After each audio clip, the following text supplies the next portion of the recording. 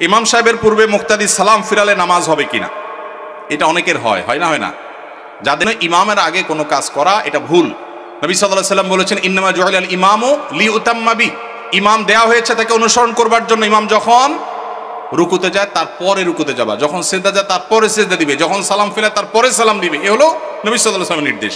অতএব ইমাম সালাম ফেরানোর আগে সালাম ফিরানো যাবে না।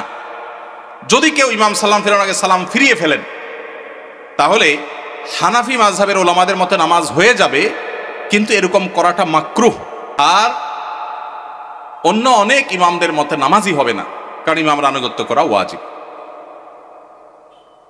যেহেতু আমাদের এদেশে বেশিরভাগ মানুষই হানাফি ফিক ফলো করেন, হানাফি ফিক হানাফি মাযহাব অনুযায়ী এটা মাকরুহ তাহরিমি, এটা করা উচিত না। কখনো যদি ভুলে হয়ে গেছে তাহলে সেটা মাকরুহ হবে না, সেটা মাফ। এটা অবশ্য সবার মতে, ভুলে হয়ে গেলে গুনাহ হবে না, নামাজ হয়ে যাবে ইনশাআল্লাহ তাআলা।